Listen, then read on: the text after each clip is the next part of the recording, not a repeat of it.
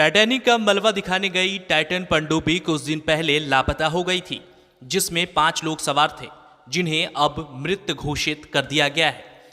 इससे एक बार फिर 111 साल पुराना टाइटैनिक हादसा चर्चा में आ गया है। अटलांटिक महासागर में साल 1912 में डूबे टाइटैनिक जहाज हादसे को लेकर एक बार फिर बात होनी शुरू हो रही है।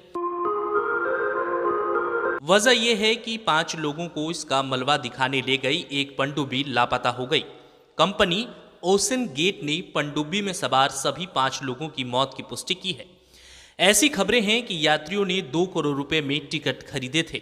अब कुछ लोग इस तरह के एडवेंचर की काफी आलोचना कर रहे हैं। इनका कहना है कि जिस स्थान को कब्रगाह माना जाना चाहिए उसे दिखाने के लिए लोगों को ले जाया जा रहा है, जबकि कुछ लोगों ने इस तरह के ट्रैवल की तुलना सुसाइड मिशन से की है।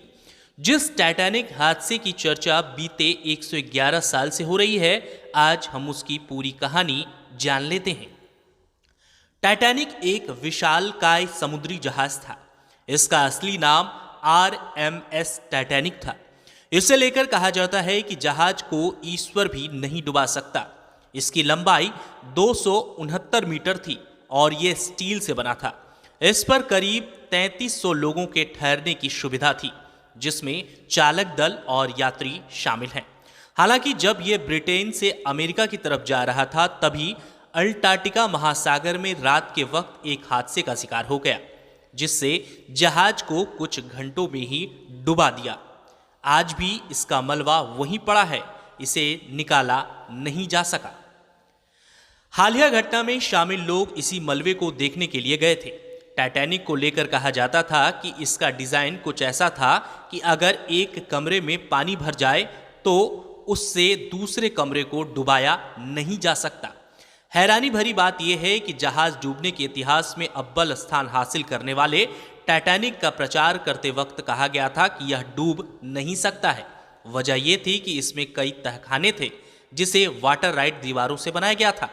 कहा गया कि तहखाने की 2 कतारों में पानी भरने की स्थिति में यह जहाज नहीं डूबेगा। वहीं पहला जवाब यह है कि आयरलैंड के बेफ्लॉट में हॉलैंड एंड वुड नाम की कंपनी ने इस जहाज को बनाया था। इसकी लंबाई 269 मीटर, चौड़ाई 28 मीटर और ऊंचाई 53 मीटर थी। जहाज में 3 इंजन थे।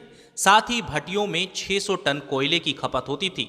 उस वक्त इसे बनाने का खर्च 15 लाख पाउंड था। इसे तैयार होने में 3 साल लगे थे। जहाज में 3300 लोग सवार हो सकते थे। जब पहली बार यह सफर पर निकला तो 1300 यात्री और 900 चालक दल के लोग इस पर सवार थे। लग्जरी जहाज की टिकट काफी महंगी थी।